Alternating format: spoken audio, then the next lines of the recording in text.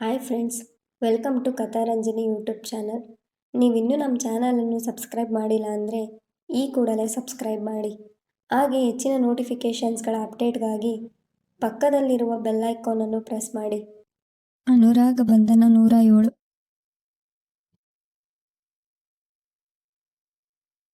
ನಾನು ಏನೇ ಹೇಳಿದ್ರು ನೀವು ನನ್ನ ಮಾತನ್ನು ನಂಬೋದಿಲ್ಲ ಗೊತ್ತು ಬಿಡಿ. ನಾನೇನು ಹೇಳೋದಿಲ್ಲ. ಪ್ರಜ್ಞಾ ನನ್ನ ಜೀವ. ಅವಳನ್ನ ನಾನು ನಿಮ್ ಜೊತೆ ಕಳಿಸೋಕೆ ಆಗಲ್ಲ. ಅಭಿ ಬರ್ಲಿ, ಅವನಲ್ಲಿ ಮಾತಾಡಿ ಆಮೇಲೆ ಇವಳನ್ನ ಅವನ ಜೊತೆ ಕಳಿಸ್ಬೇಕೋ ಬೇಡವೋ ನಿರ್ಧಾರ ಮಾಡ್ತೀನಿ, ಹೇಳಿದ ಗೌತಮ್. ಹೌದಾ, ಅದು ಹೇಗ್ ನೀವು ಕಳಿಸೋದಿಲ್ವೋ ನಾನು ನೋಡ್ತೀನಿ, ಪ್ರಾದ್ಯ ನುಡಿದಳು. ಏನಮ್ಮ, ಯಾಕೆ ಸುಮ್ನೆ ಮಾತು? ಈ ಹುಡುಗಿ ಮನೆಯವರನ್ನ ಇಲ್ಲಿಗೆ ಕರೆಸಿ ಬಿಡು. ಇವಳಿಗೋಸ್ಕರ ಇವನು ಎಷ್ಟು ಕಷ್ಟಪಟ್ಟಿದ್ದಾನೆ ಅಂತ ನಂಗೊತ್ತು. ಇದು ನೀವು ಕಿತ್ತಾಡುವಂತ ಮಕ್ಕಳಾಟಿಕೆಯ ವಿಷಯ ಅಲ್ಲ. ದೊಡ್ಡವರು ಬರ್ಲಿ, ಅವರು ನಿರ್ಧಾರ ಮಾಡ್ಲಿ. ಇವಳು ಇವತ್ತು ಬದುಕಿದ್ದಾಳೆ ಅಂದ್ರೆ ಅದಕ್ಕೆ ಕಾರಣ ಇವನು, ಅದನ್ನ ಮರಿಬೇಡ. ಅಡಿಗಳು ಹೇಳಿದಾಗ ಪ್ರಾದ್ಯ ಗೌತಮ್ ಮುಖ ನೋಡಿ ಸುಮ್ಮನಾದಳು. ಅಭಿ ಕೋಮಾದಲ್ಲಿದ್ದ ಪ್ರಜ್ಞಾ ತಮ್ಮನ ಹೆಸರು ಹೇಳಿ ಪ್ರಜ್ಞೆ ತಪ್ಪಿದಾಗ ಎಲ್ಲರೂ ಅವಳ ಸುತ್ತ ಹೋಗಿ ನಿಂತರು. ಅಪ್ಪಾಜಿ, ಇವಳನ್ನ ಇವರು ಇಲ್ಲಿಂದ ಕರ್ಕೊಂಡೋಗ್ಲಿ. ಸುಮ್ನೆ ನಮ್ಗೆ ತೊಂದ್ರೆ ಯಾಕೆ? ಇವಳಿಗೆ ಹೀಗೆ ಸುಮಾರು ದಿನದಿಂದ ಸ್ವಲ್ಪ ಪ್ರಜ್ಞೆ ಬರುತ್ತೆ, ಮತ್ತೆ ಪ್ರಜ್ಞೆ ತಪ್ಪುತ್ತೆ. ಹೀಗೆ ಆಗಿ ನಾಳೆ ಏನಾದ್ರೂ ಹೆಚ್ಚು ಕಮ್ಮಿ ಆದ್ರೆ ಸುಮ್ನೆ ನಮ್ ತಲೆಗೆ ಬರುತ್ತೆ. ವೀಣಾ ಹೇಳಿದಾಗ ಅಡಿಗಳ್ ಏನು ಪ್ರತಿಕ್ರಿಯಿಸಲಿಲ್ಲ. ನಿಮಗೂ ತೊಂದರೆ ಬೇಡ, ನಾನು ಇವಳನ್ನ ಆಸ್ಪತ್ರೆಗೆ ಕರ್ಕೊಂಡೋಗಿ ಅಡ್ಮಿಟ್ ಮಾಡಿಸ್ತೀನಿ, ಹೇಳಿದ ಗೌತಮ್. ಜೀವಕ್ಕೆ ಏನೂ ಅಪಾಯ ಆಗಲ್ಲ, ಆದ್ರೆ ಹೀಗೆ ಯಾವಾಗಲೂ ಒಮ್ಮೆ ಪ್ರಜ್ಞೆ ಬಂದು ಹೋಗ್ತಿದ್ರೆ ಹಳೆ ನೆನಪುಗಳು ಮರೆತು ಹೋದ್ರೆ ಕಷ್ಟ. ಆಸ್ಪತ್ರೆಗೆ ಕರ್ಕೊಂಡು ಹೋಗ್ತೀರಿ, ಆದ್ರೆ ಇಲ್ಲಿಂದ ಕರ್ಕೊಂಡೋಗಿ, ತುಸು ಹೊತ್ತು ಯೋಚಿಸಿ ನುಡಿದರು ಅಡಿಗಾಳ್. ಇವರನ್ನ ನಾನು ಬೆಂಗಳೂರಿಗೆ ಕರ್ಕೊಂಡು ಹೋಗ್ತೀನಿ, ಅಲ್ಲೇ ಒಳ್ಳೆ ಆಸ್ಪತ್ರೆಗೆ ಸೇರಿಸ್ತೀನಿ, ಪ್ರಾದ್ಯ ಹೇಳಿದಳು. ನೀವು ಕಿತ್ತಾಡೋದಾದ್ರೆ ನಾನು ಇವಳನ್ನ ಎಲ್ಲಿಗೂ ಕಳಿಸೋದಿಲ್ಲ. ಈ ಹುಡುಗಿ ನಿನ್ನ ಮನೆಯವಳಾಗಿ ಇರ್ಬೋದು, ಆದ್ರೆ ಈ ಹುಡುಗ ಅವಳನ್ನ ಪ್ರೀತಿಸ್ತಾ ಇದ್ದಾನೆ. ಇಷ್ಟು ದಿನಗಳ ಕಾಲ ಅವಳನ್ನು ನೋಡ್ಕೊಂಡಿದ್ದಾನೆ. ಅದನ್ನ ಮರೆತು ನೀನು ಮಾತಾಡೋದು ಸರಿಯಲ್ಲ. ಮೊದಲು ಈ ಹುಡುಗಿ ಬೇಗ ಹುಷಾರಾಗ್ಲಿ, ಆಮೇಲೆ ನಿಮ್ ಜಗಳ ಎಷ್ಟಿದ್ರು ಮುಂದುವರೆಸಿ. ಅಡಿಗಳು ನುಡಿದಾಗ ಪ್ರಾದ್ಯ ತಲೆ ತಗ್ಗಿಸಿದಳು.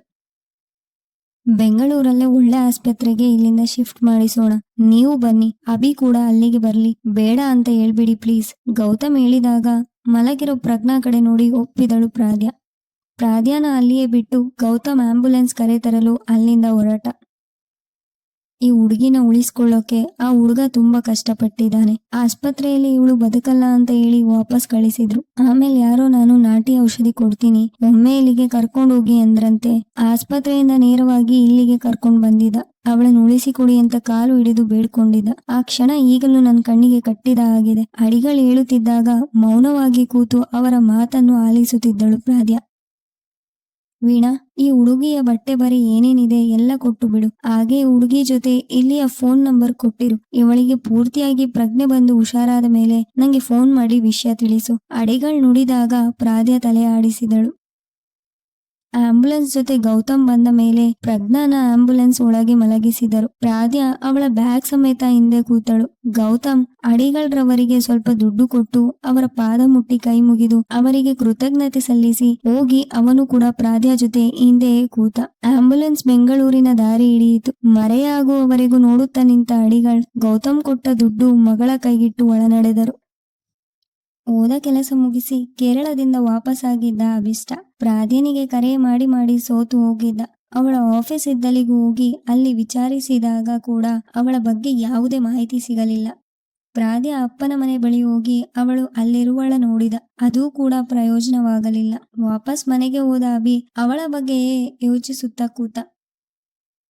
ರಾಘವ್ ಹೇಳಿದ, ನಿಂಗೆ ನನ್ನ ಪೊಲೀಸ್ ಅನ್ನೋ ವಿಷಯ ಗೊತ್ತಾಗಿದೆ ಅಂತ. ನಾನು ನಿನ್ನಲ್ಲಿ ಸತ್ಯ ಹೇಳಲಿಲ್ಲ ಅಂತ ನೀನು ನನ್ನ ಬಿಟ್ಟೇನಾದ್ರೂ ಓದ್ಯ ಪ್ರಾದ್ಯ? ಅದನ್ನು ಊಹಿಸಿಕೊಳ್ಳಲು ಕೂಡ ಅವನಿಂದ ಆಗಲಿಲ್ಲ.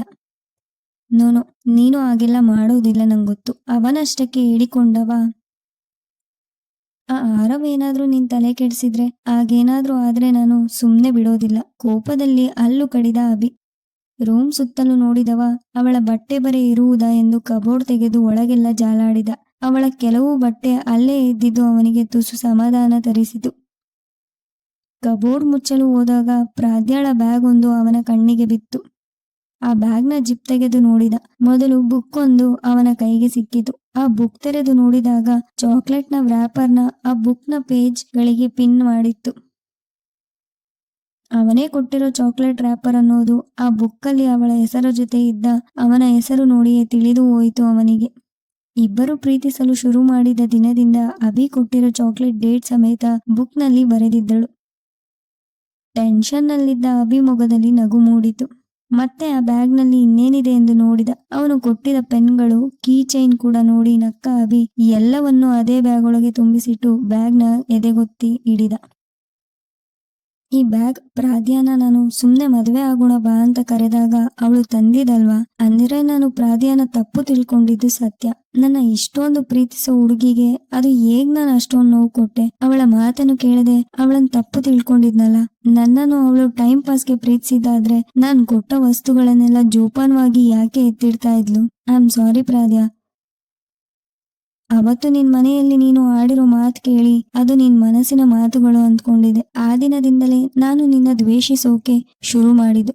ಜೊತೆಗೆ ಅಪ್ಪನ ಸಾವು ನಿನ್ ಮೇಲೆ ಕೋಪ ಹೆಚ್ಚಾಗೋ ಹಾಗೆ ಮಾಡಿತು. ನಿನ್ನ ಪರಿಸ್ಥಿತಿ, ನಿನ್ನ ನೋವು ನಾನು ಅರ್ಥನೇ ಮಾಡ್ಕೊಳ್ಳಿಲ್ವಲ್ಲ. ಮಾತಿಗೂ ನಿಂಗೆ ನೋವಾಗೋ ಹಾಗೆ ನಡ್ಕೊಂತಾ ಇದೆ. ಒಳಗೊಳಗೆ ಒಬ್ಬಳೆ ಅದೆಷ್ಟು ನೋವು ಪಟ್ಟಿರ್ಬೋದು ನೀನು. ಎಲ್ಲಿದ್ಯಾ ಪ್ರಾದ್ಯಾ? ಪ್ಲೀಸ್ ಎಲ್ಲಿದ್ರು ಈಗಲೇ ವಾಪಸ್ ಬಾ. ನಿನ್ನನ್ ಗಟ್ಟಿಯಾಗಿ ತಪ್ಕೊಂಡು ನಿನ್ನಲ್ಲಿ ಸಾರಿ ಕೇಳ್ಬೇಕು. ಇನ್ಯಾವತ್ತೂ ನಿಂಗೆ ನೋವು ಕೊಡದೆ ಖುಷಿಯಾಗಿ ನೋಡ್ಕೊಂತೀನಿ ಅಂತ ಪ್ರಾಮಿಸ್ ಮಾಡ್ತೀನಿ. ನನ್ನ ಕೊನೆ ಉಸಿರಿರೋವರೆಗೂ ನನ್ನ ಮಾತನ್ನು ನಾನು ಉಳಿಸ್ಕೊಂತೀನಿ. ನಿನ್ನ ನೋಡ್ಬೇಕು, ಮಾತಾಡ್ಬೇಕು ಅಂತ ತುಂಬಾ ಅನಿಸ್ತಿದೆ. ಪ್ಲೀಸ್ ಪ್ರಾದ್ಯಾ, ಎಲ್ಲಿದ್ರು ಬೇಗ ಬಾ. ನಿನಗೋಸ್ಕರ ನಾನಿಲ್ಲಿ ಕಾಯ್ತಾ ಇದ್ದೀನಿ. ಪ್ರಾದ್ಯಾ ಫೋನ್ಗೆ ಕರೆ ಮಾಡುತ್ತಾ ಕೂತ. ಪ್ರಾದ್ಯಾ ಆಡಿರೋ ಮಾತುಗಳು ಅವಳದಲ್ಲ ಅನ್ನೋದು ಅವನಿಗೆ ಚೆನ್ನಾಗಿ ಅರ್ಥವಾಗಿತ್ತು. ಅವಳನ್ನು ನೋಡದೆ, ಅವಳಲ್ಲಿ ಮಾತಾಡದೆ ಅವನಿಗೆ ಸಮಾಧಾನವಿರಲಿಲ್ಲ. ಅವಳ ಫೋನ್ ಸ್ವಿಚ್ ಆಫ್ ಬರುತ್ತಿರುವುದು ನೋಡಿ ಅವನಿಗೆ ಆತಂಕವಾಗುತ್ತಿತ್ತು. ಪ್ರಾದ್ಯಾ ಆಫೀಸ್ಗೆ ಹೋದಾಗ ಅಲ್ಲಿ ಆರವ್ ಕೆಲಸ ಮಾಡ್ತಾ ಇರ್ಲಿಲ್ಲ. ಪ್ರಾದ್ಯಾನು ಅಲ್ಲಿ ಕೆಲ್ಸಕ್ಕೆ ಹೋಗ್ತಿಲ್ಲ, ಆರವ್ ಕೂಡ ಹೋಗ್ತಿಲ್ಲ. ಅಂದ್ರೆ ಏನರ್ಥ? ಆರವ್ ಪ್ರಾದ್ಯಾಗೆ ಏನಾದ್ರೂ ತೊಂದ್ರೆ? ತೊಂದ್ರೆ ಏನೂ ಆಗಿರ್ಲಿಕ್ಕಿಲ್ಲ. ಸುಮ್ನೆ ನಾನು ನೆಗೆಟಿವ್ ಆಗಿ ಏನೇನೋ ಯೋಚನೆ ಮಾಡೋದು ಸರಿ ಹೋಗಲ್ಲ ಅಂದುಕೊಂಡ ಅಭಿ ಪ್ರಾದ್ಯಾ ಬ್ಯಾಗ್ನ ಮೊದಲಿದ್ದ ಜಾಗದಲ್ಲೇ ಇಟ್ಟು ಅಲ್ಲಿಂದ ಹೊರಟ. ಕತೆ ಮುಂದುವರೆಯುವುದು. ನಿಮಗೆಲ್ಲ ಈ ಕತೆ ಇಷ್ಟವಾಗಿದೆ ಎಂದು ಭಾವಿಸ್ತೇನೆ. ಕತೆ ಇಷ್ಟವಾಗಿದ್ದಲ್ಲಿ ಲೈಕ್ ಮಾಡಿ, ಕಮೆಂಟ್ ಮಾಡಿ, ಶೇರ್ ಮಾಡಿ. ಧನ್ಯವಾದಗಳು.